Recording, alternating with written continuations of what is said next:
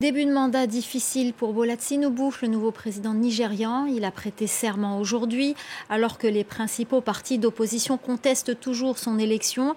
C'est dans ce contexte que l'ancien gouverneur de Lagos devra relever de gros défis. Beaucoup de Nigérians semblent sceptiques quant à sa capacité à le faire.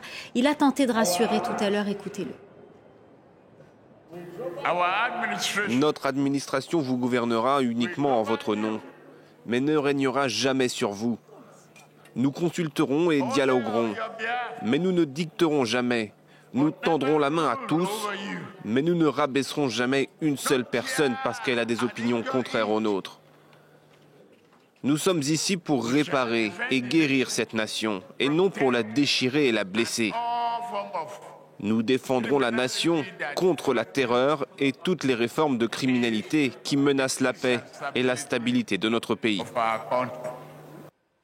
Alors pour en parler, nous avons le plaisir d'accueillir Sedi Kaba, journaliste, écrivain, fin connaisseur du Nigeria et spécialiste de Boko Haram. Vous êtes auteur, je le rappelle, du livre « Voyage au cœur de Boko Haram ». Parmi tant d'autres. Merci beaucoup Sedi Kaba d'être avec nous ce soir. C'est toujours un plaisir de venir à ce plateau. Merci beaucoup. Alors, première question, elle concerne la légitimité du nouveau président nigérian. On l'a vu, des partis d'opposition le contestent son élection. Comment va-t-il faire pour entamer ce mandat dans cette illégitimité ou retrouver une légitimité ? Non, je pense que le président Tinubu va s'en remettre à la décision que la Haute Cour du Nigeria, qui est en charge du contentieux électoral, va rendre la décision qu'il rendra, il s'y pliera. Et il me semble à ce stade que c'est peut-être déjà un peu trop tard pour les opposants d'espérer changer le cours de choses, puisque comme on sait, il s'est écoulé un délai entre l'élection et l'investiture. Et la décision n'est pas intervenue, et à mon avis, après la prestation de serment, en tout cas au regard de l'histoire politique du Nigeria, on n'a pas le souvenir d'un président qui a été investi et puis dont l'élection a été invalidée. Alors, il y a beaucoup de Nigérians qui sont sceptiques, qui n'y croient plus. Quel chantier devra-t-il entreprendre en premier pour gagner la confiance de la population ? Je pense que le plus urgent, c'est la situation économique du pays. On sait qu'un certain nombre de mesures ont fragilisé, du président Buhari, ont fragilisé l'économie du Nigeria, qui reste quand même la première économie d'Afrique.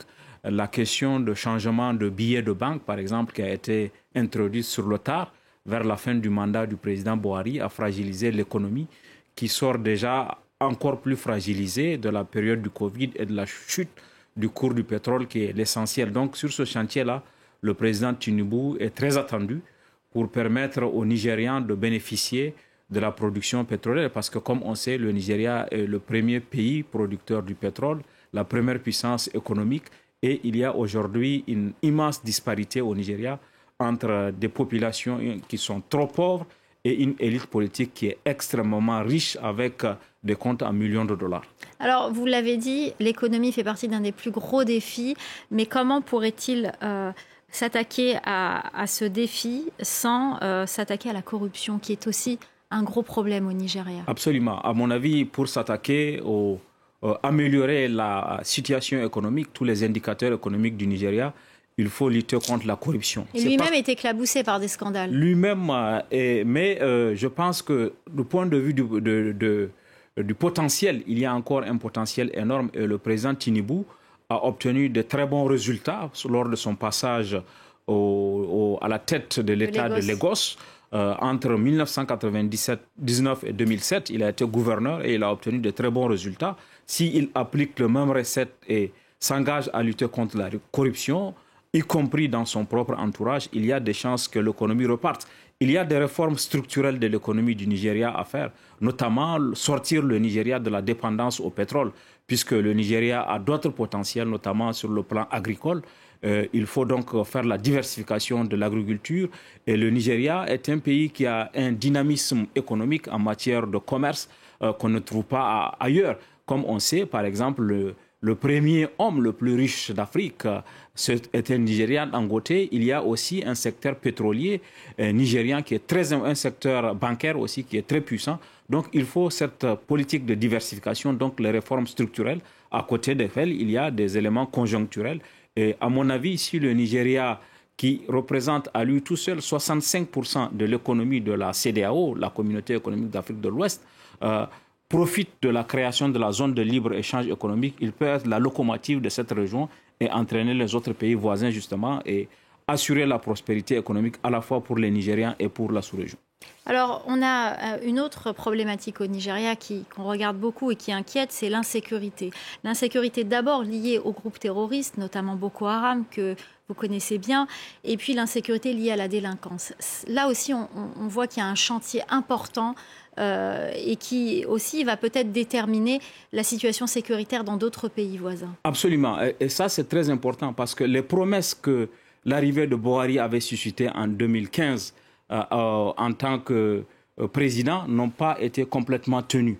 Et donc, il est important que le président Tinubu s'attaque immédiatement dès son investiture, sans qu'il bénéficie même d'une période de grâce, à cette urgence sécuritaire. Et aujourd'hui, quand on regarde la situation sécuritaire, le groupe djihadiste ont perdu beaucoup en puissance.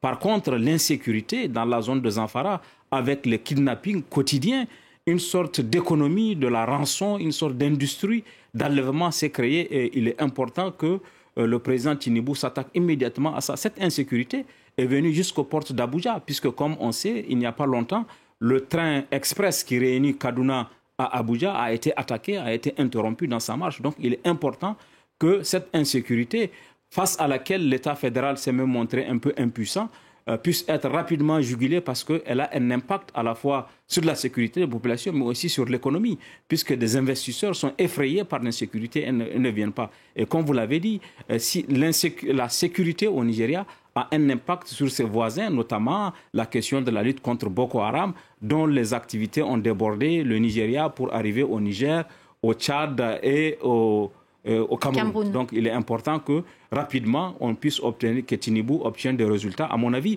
s'il le fait, c'est d'autant plus important que ça pourrait faire oublier, en tout cas, les conditions dans lesquelles il a été élu. Ça peut être une circonstance atténuante s'il obtient rapidement des résultats sur le plan de la sécurité et de l'économie. Alors justement, on disait que Muhammadu Buhari pouvait être plus rassembleur que Tinubu. Est-ce que vous pensez qu'il va réussir à se forger ce charisme d'un président rassembleur? Oui, à mon avis, Tinubu a un atout. Il est lui-même Yoruba, donc du sud-est, musulman en plus, et il a aujourd'hui donc cette capacité à rassembler le nord et le sud du Nigeria, parce que le nord et le sud du Nigeria ont été souvent fracturés sur la base de considérations entre le nord musulman et le sud chrétien. Et le fait que Tinubu soit lui-même sudiste, mais musulman, peut être un facteur fédérateur. Et à cela s'est ajouté le fait que pour la première fois dans l'histoire du Nigeria, il a un vice-président originaire du Borno. Ce qui fait que Kashim, le vice-président, pourra mettre à l'agenda aussi la question de la lutte contre Boko Haram. Et Tinubu a obtenu ses meilleurs résultats, non pas au sud dont il est originaire, mais au nord, notamment dans la région du Borno et dans d'autres États. Et ça, à mon avis, c'est un indicateur.